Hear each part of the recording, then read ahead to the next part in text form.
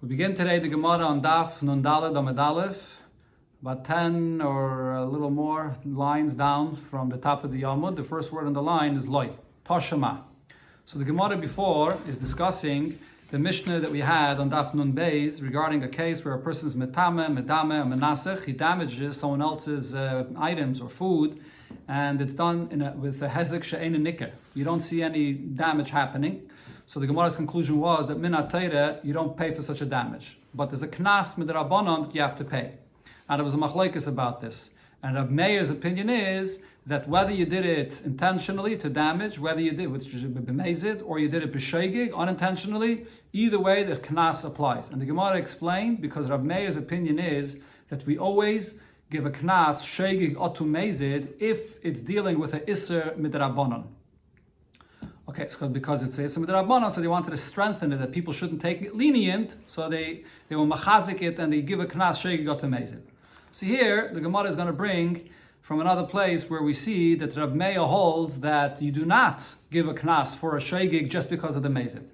So Tashema, so the Mishnah over here says, Ochal, or maybe it's a Braise, Ochal trume tmeye, if you ate the trume that's tamei, that belonged to a kayin. So you basically stole from the kayin this truma.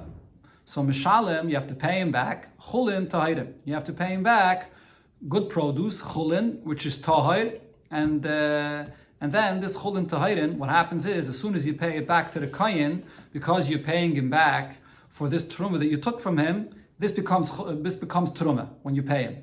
So there's a few details that Rashi explains over here in the pshat of this case. First of all, Rashi says it's talking about when you ate it b'sheigig, and not when you ate it b'mezid. If you eat someone's truma b'mezid, so then you have to pay him back money for that.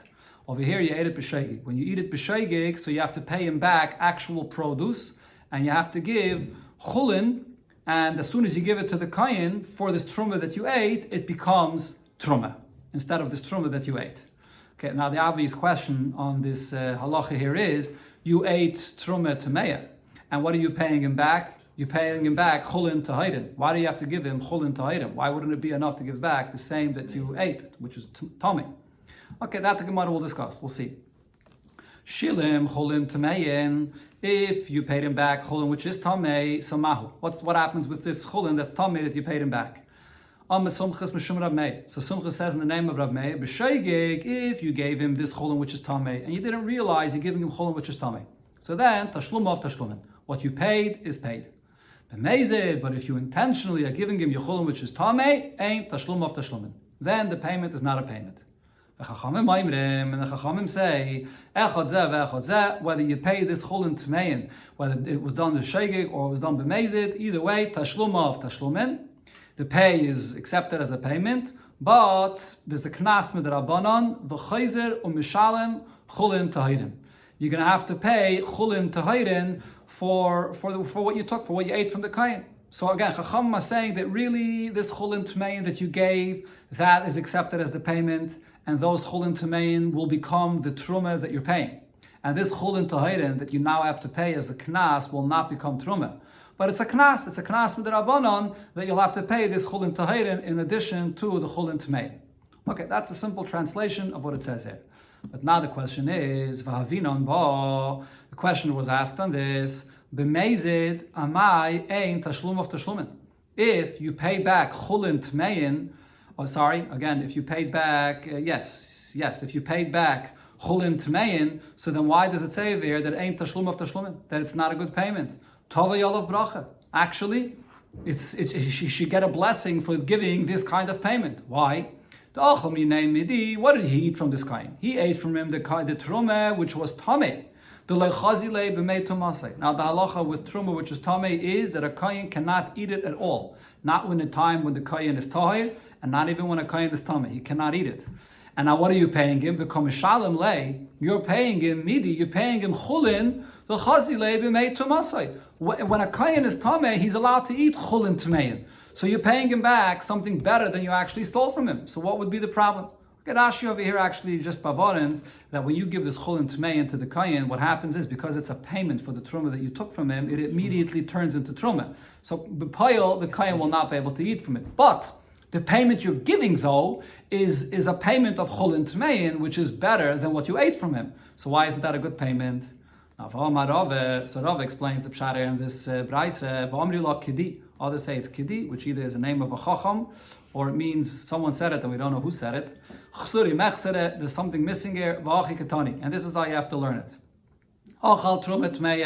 If you eat truma which is tamei, then mishalem koldu. You can pay back anything. Well, you can pay back chulin, whether it's tar, whether it's tamei, because you ate truma tmei. It's no problem.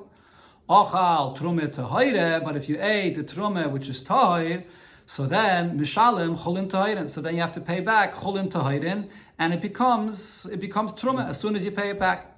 Now in this case, shilum chulin tmeyin. If when you ate truma tahira from the kind, you pay back chulin which is tamei mahu. So what happens with this payment? So Sumcha Saimim Mishum Rab Meir, Sumcha says in the name of Rab Meir, B'shoigig tashlum of tashlumin. B'shoigig, this is going to be accepted as a payment.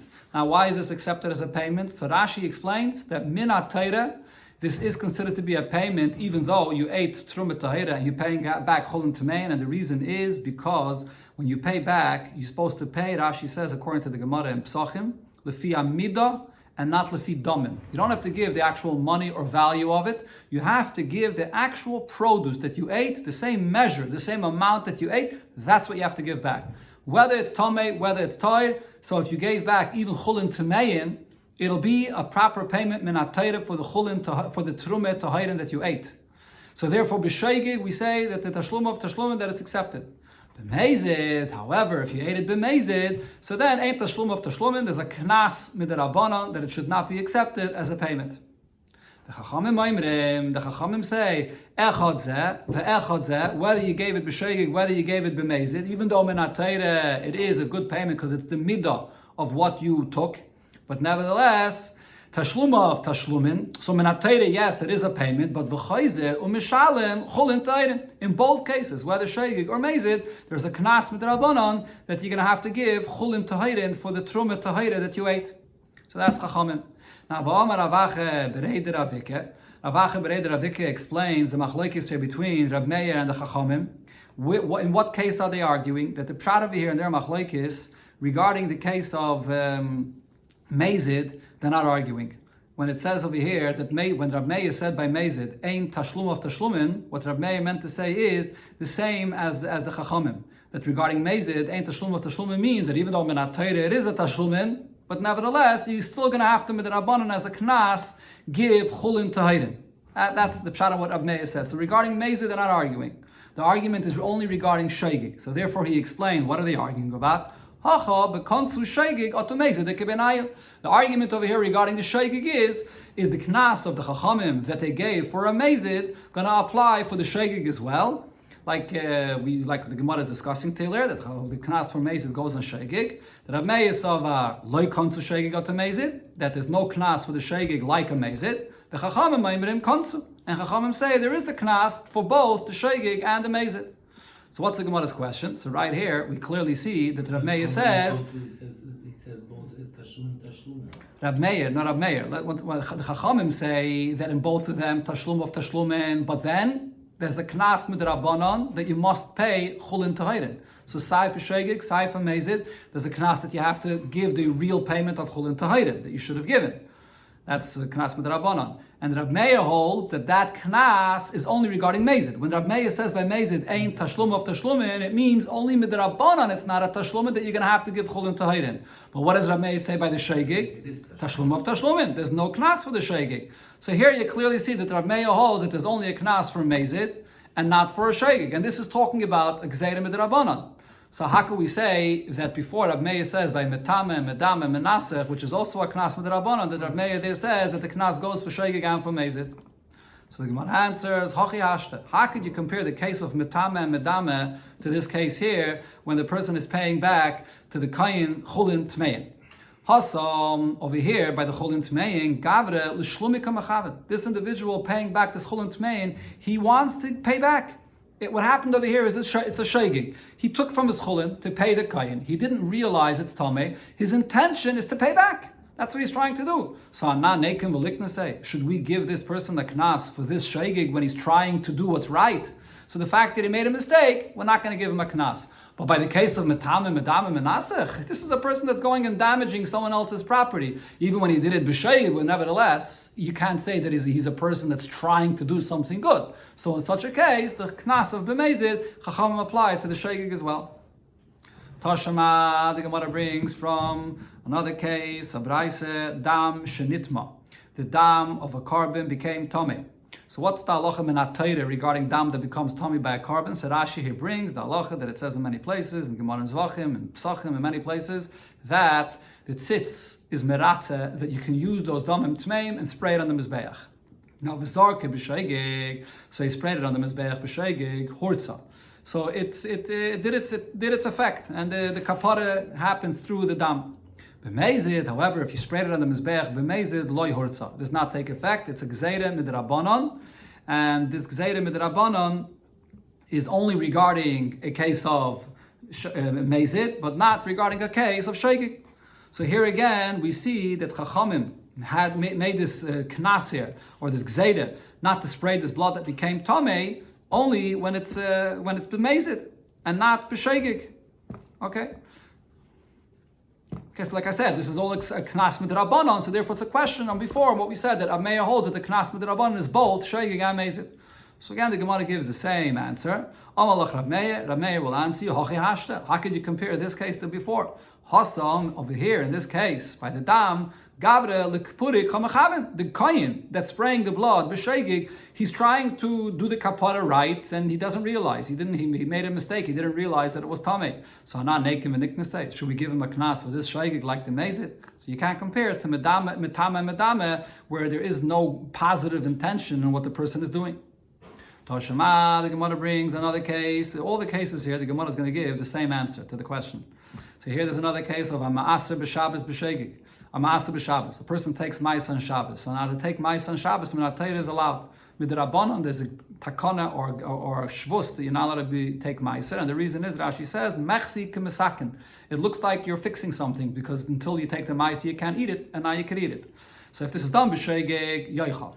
If it's done by mistake, so then you can eat it. B'mezid lo yoichal. But if it was done b'mezid, you're not allowed to eat it on Shabbos. So again, you see that over here we give the knas b'mezid and not b'sheigig. So the Gemara answers, Hachi Hashta, there's no comparison. Hasam, Gavre, Litakuni, Kamachaven. Over there, the person is trying to do something positive. He wants to take the meiser. He just made a mistake. He didn't realize. He by mistake took this meiser.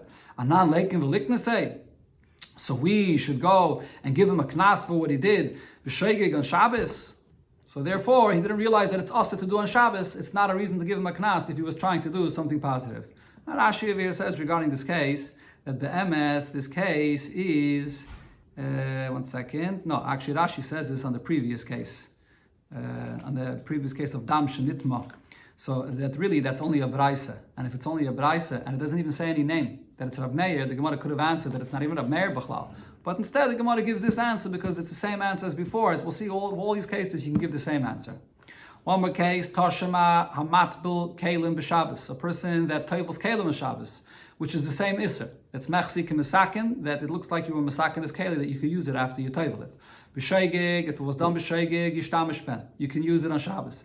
B'Mezid, Lo Yishtamish Ben. If you knew it's Asa and you did it anyway, so then you shouldn't use it on Shabbos. So again, you see that the Knas is only B'Sheigig and not B'Mezid. And says the Gemara, Hachi Hashta. There's no comparison because Hasam, Gavre, L'Tuhuri Moni Kamachaven. There, he's thinking that it's allowed, and he's doing it with a good intention to be Matar the Kalim, to use on Shabbos. Anan, Leikim, Veliknase. So should we give him a Knas for this? So therefore, we don't give him a Knas for what he did. Okay, so this answers all these different cases that are a question on Rav Meir's opinion, that said by Medame Menasech that we do give a Knas for Sheigat to Mezid by that Knas Midrabana. Now the Gemara says, V'rami, the Rav Yudah. Chachamim also asked a question from the opinion of Rav Yudah. So before we said that Rav Yudah's opinion is that by Metame, Medame, Menasech, and every Isim Midrabanan, we do not give a Knas of Sheigat to Mezid. So here there's a contradiction on this, B'drabanan, regarding Isim Midrabanan. The Tanya, we learned in the Braisa as follows. Naflu v'nispatzo. So what this is talking about is, Rashi says, a goizei perech. These goizei perech are very, very expensive nuts that are so expensive that because of the chshivis, chachamim will geyser, that it cannot become bottle bereif. Even if it is 1,000 times against it, it does not become bottle. So let's say these are geizim, they were trumer, there was something else, and it got bottled into chulin, or it fell into chulin, or if it was arlo, let's say, another example Rashi brings over here, it does not become bottle because of the chshivas. But the thing is, the chshivas of these agayzim is only when they're whole.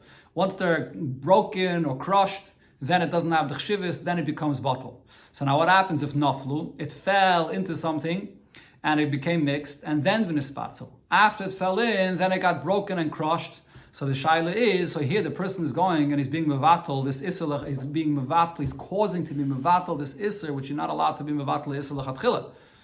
So now it says, echad shegig, ve'echad mezid, lo yalu. Whether you crushed it l'shegig or you crushed it b'mezid, either way, it's not going to become bottle.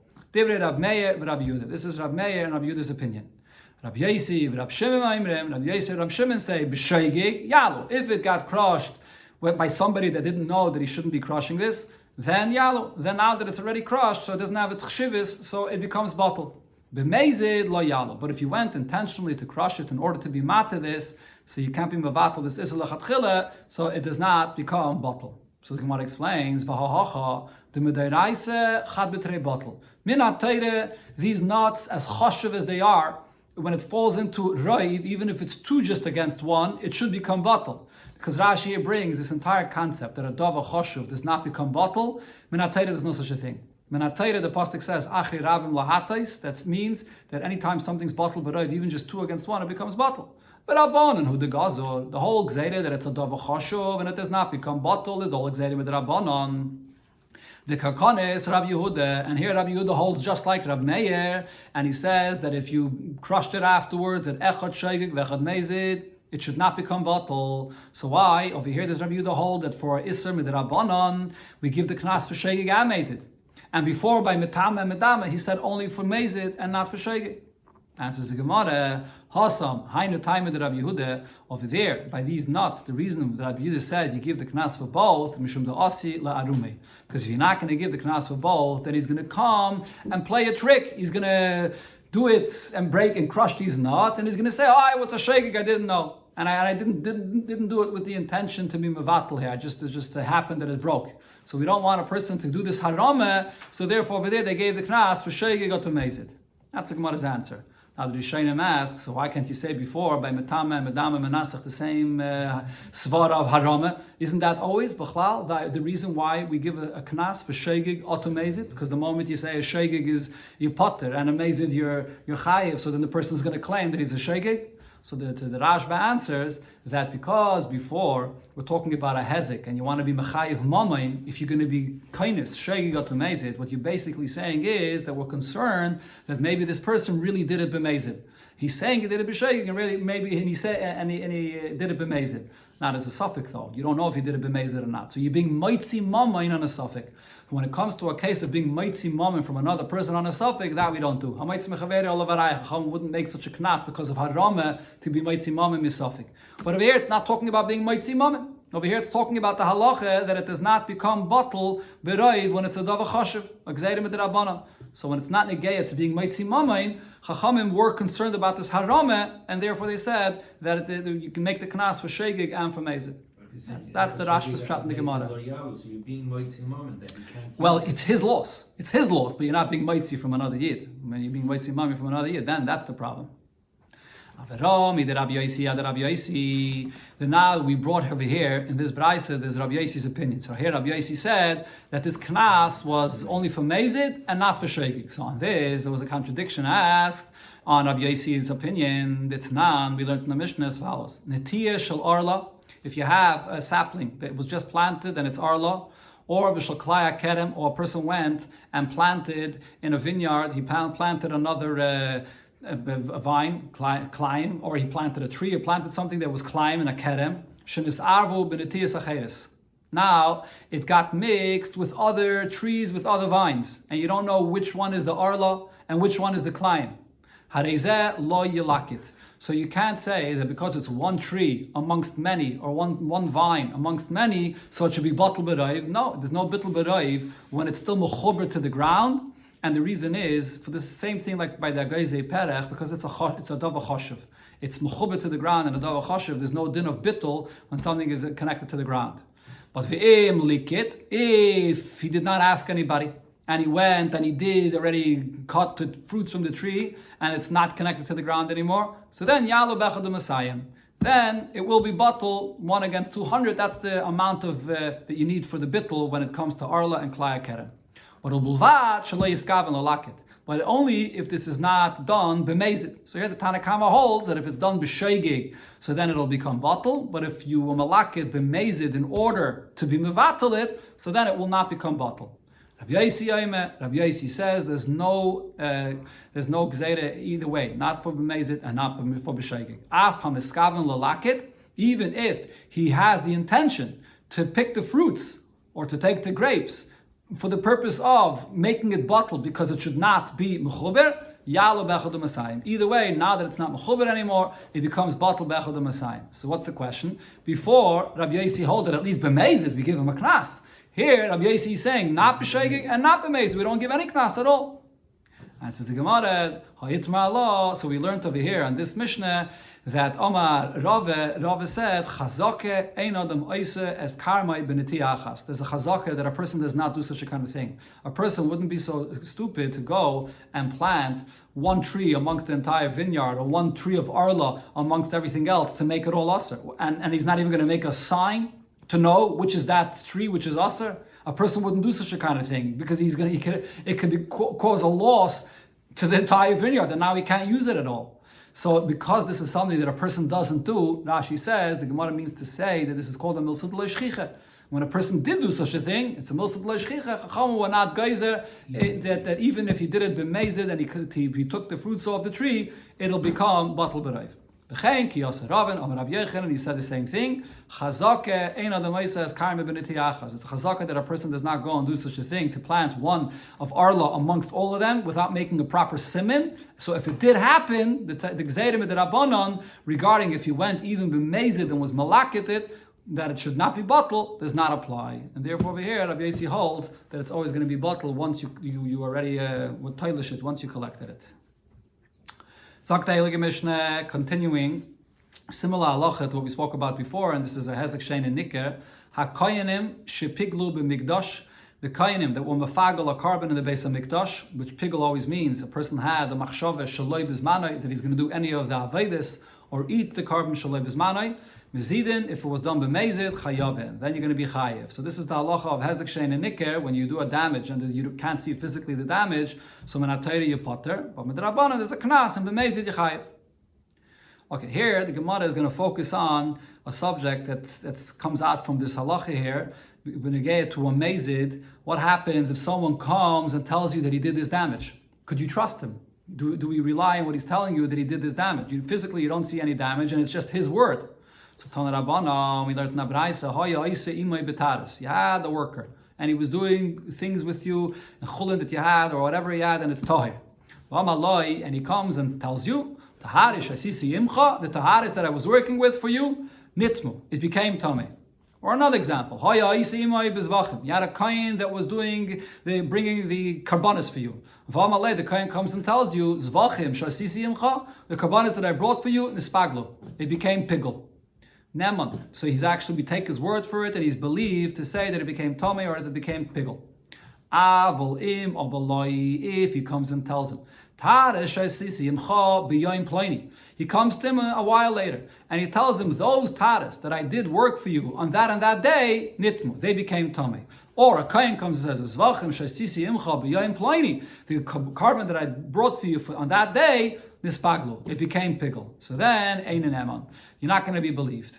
So the Gemara asks, Ma'ishna Reisha or Ma'ishna Seifa? What's the difference in the Reisha that he is believed, and why in the Seifa is he not believed? In both cases, what difference does it make if he's telling you that it happened a few days ago or it's something that's right now?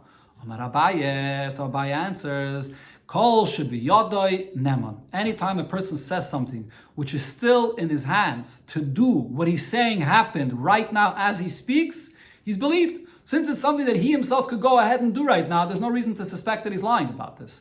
He can go and do it right now. So what Abaye is teaching is, and in the beginning of the Braisa, it's talking about a person that's still in the middle of his job with these taras.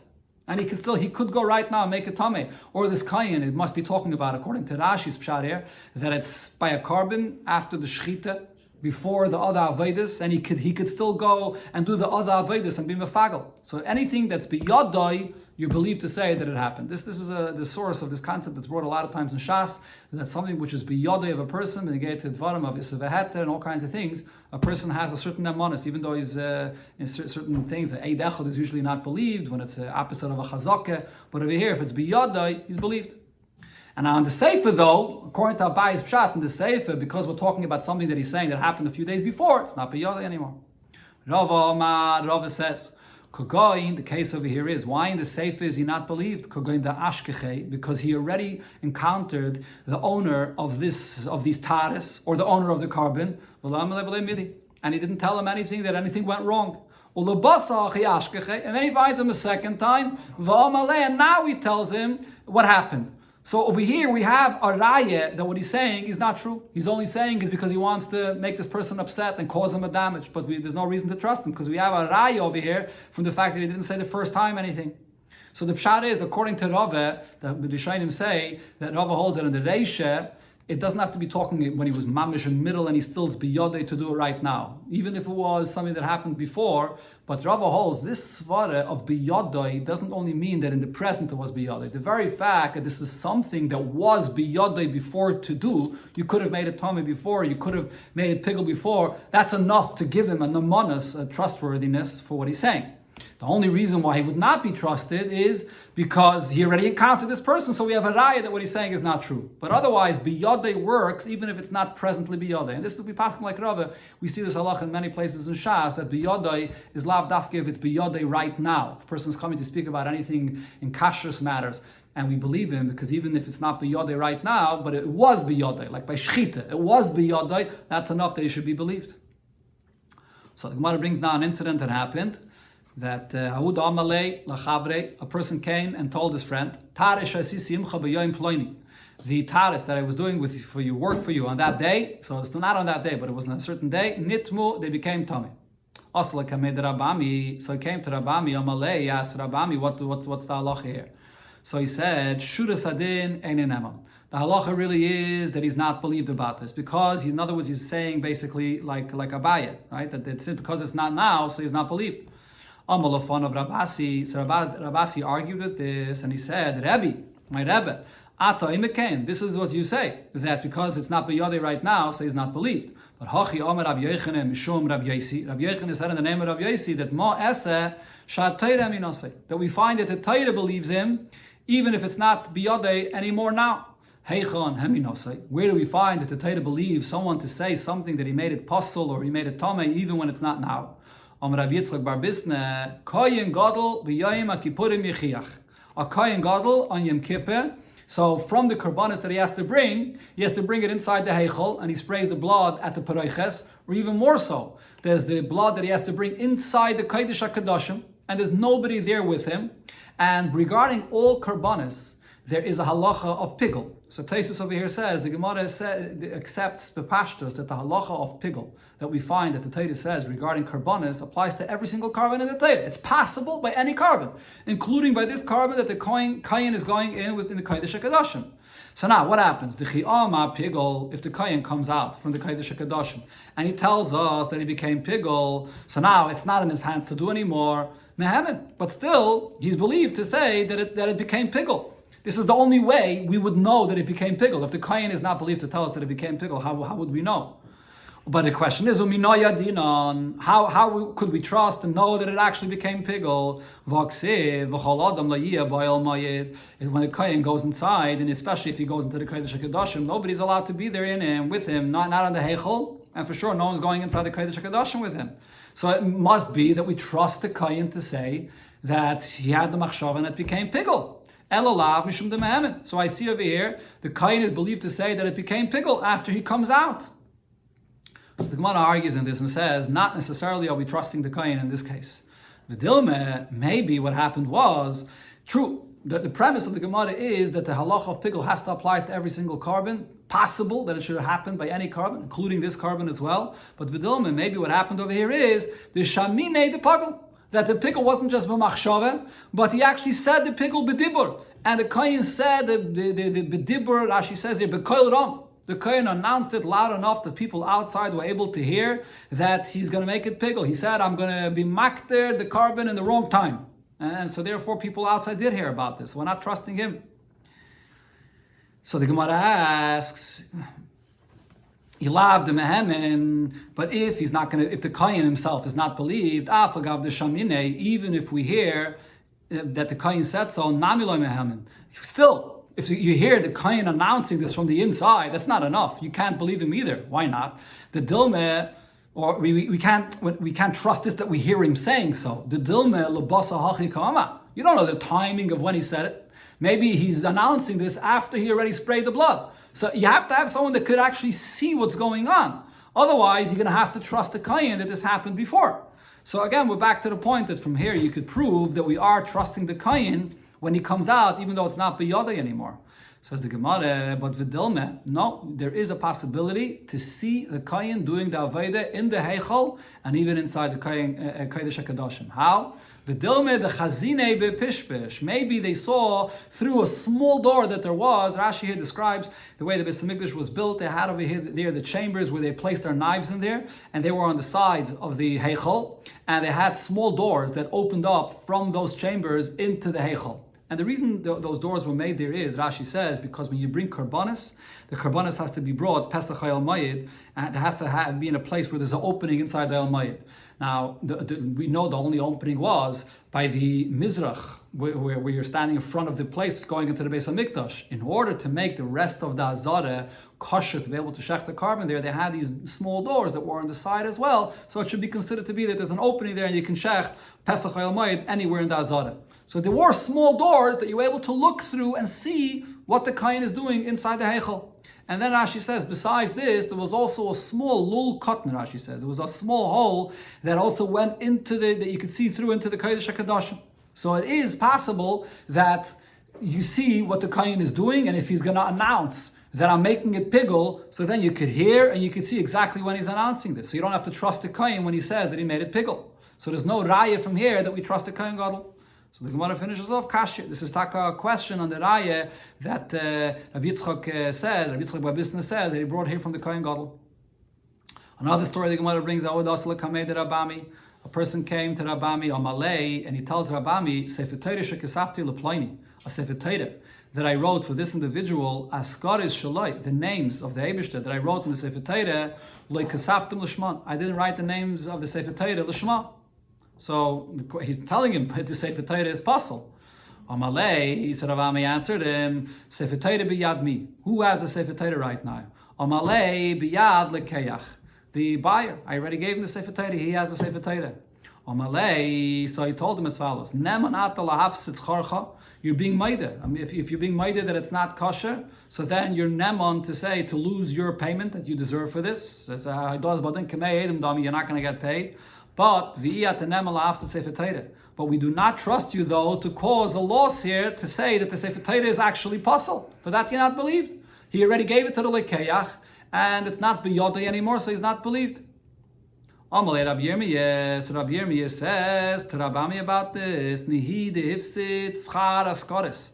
Yet maybe you should lose the pay for the names that have to be written Lishma. Schar the Sefer Torah kulei mi hifsid, but should he lose the payment for the entire Sefer Torah? That's the rest of the Sefer Torah shouldn't be a problem. It's just the askaris that he said he didn't write Lishma. Amalei, so Rabami answered him in yes. Shekol Sefer Torah shein askaris shalei ksuvas Lishman. If the Sefer Torah does not have the names written Lishma, ein shava klum. The Sefer Torah has no value at all. So he asked him, but he still has an option of just taking care of the names of the Sefer Torah. The rest is all written good. He could just rewrite again on top of the ink. He writes again the names of the Eibishter, and he has in mind Lishma. He can fix it that way. Says the Gemara, Keman. So according to who did he say that the whole Sefer Torah is possible, and it's not an option to write over the Eibishter's name? Name it the like Rabbi Yehuda. Shall we say that this is not like Rabbi Yehuda's opinion, which we had brought already earlier in the Masechta? The Tanan, or the Tanya, this is a Braise. If you had to write the names of the Eibishter, V'niskaven Lichtav Yehuda, and he didn't realize that he has to write a name of the Eibishter, and he thought he's writing the name Yehuda. But v'tov v'lo hitl by dalet. As he thinks he's writing the name Yehuda, he did end up writing Yud Kei Vav Kei without the dalet. So basically, he wrote the Eibish's name without kavanah, thinking that he's writing Yehuda. So Mavidol of Kolmis umekachay. So then the Tanakama says, Rabbi Yehuda that it says that you could go and just write over again the name on top of this ink, write it again with the right kavanah, and you mekadesh the Eibish's name. Divrei Rabbi Yehuda. This is Rabbi Yehuda's opinion. The Chachamim say, Ein Hashem and Amufcher. That to write it over again a second time on the name that's written there already, that's not Menamufcher. That's not good. The Sefer Torah is not going to be kosher to write it over again. Okay, so we see over here that Yehuda says you have an option to write it over again. Only the Chachamim say you don't have an option to write it over again. So when over here he said before that because of the Askaris not being Lishma, so the whole Sefer Torah is possible, and he didn't give the option to just write over the Askaris, the Eibish's name, it seems not like what Rabbi Yehuda holds. Says the Gemara, Filataymer Rabbi Yehuda. In this case, even Rabbi Yehuda would agree that it's possible. Kind of like Rabbi Yehuda, Elo b'chod askar. Rabbi Yehuda said that you can write it over again if it happened with one time, one name of the Eibishter that you didn't write Lishma. Avol the kula is Sefer Torah. If all the askaras in the Sefer Torah were not written Lishma like this person said, then it's not an option to write it over again. Mishom the mechzi kimenumer, because then the whole Sefer Torah will look like a speckled Sefer Torah every few lines, and then the name of the Eibishter will stick out because of the ink that you have to write a second time. Another story the Gemara brings, Ahud Asla Kamei de Rabavo. A person came to Rabavo, Amalei, tells Rabavo, Sefer Torah shekasafti leploini, Sefer Torah that I wrote for this individual, Gvilin shaloi, the parchment, lo ibadetim lishman. I didn't prepare it for the sake of the Kedusha of the Sefer Torah. And we learned before, there's a machlokes about this, but according to the halacha, has to be done lishma. So the whole Sefer Torah is possible. Amalei, so Rabavo answered him, Sefer Torah b'yad mi, who has the Sefer Torah? Amalei, so he answered him, b'yad lekeach, the buyer has the Sefer Torah. Amalei, so he told him, because we trust you regarding what you're saying, that you're not going to get paid for this, we are going to trust you to make the whole entire Sefer Torah possible. Okay, so he paskin differently than Rabami paskin before. Rabami said that he's going to lose his payment, but the Sefer Torah is going to be kosher. So Gemara asks, why is this case different than what Rabami said that he's not believed to pass the Sefer Torah? So the Gemara explains, because before we could say that he's just lying, he's making a mistake, he's thinking what Rabbi Yirmiyah said. What did Rabbi Yirmiyah say? Rabbi Yirmiyah said that he thinks that he's only going to lose the payment of the Eibishter's names that are possible, but for the rest of the Sefer Torah he's still going to get paid. So over there, when he was Maida, he didn't think he's losing most of his payment. And therefore, he only did it, it's possible, he only did it because he wanted to cause a loss to this buyer. He got angry at him for whatever reason. So over there, there's a chashash that maybe he's lying. So therefore we say, for whatever payment you yourself are saying it's possible you're going to lose, but to pass the Sefer Torah, or chayshish that maybe you're lying. But over here, when you're saying that the whole entire parchment is all possible, even the kamavset kulei agrei, if he's ready to say this, and he's losing his entire payment, so the Omar, and he's coming and saying that this is what happened, so for this, it's a very strong raya that he's actually saying the truth, and therefore he's believed not only for himself to lose his payment, but the whole entire Sefer Torah is going to be possible in this case.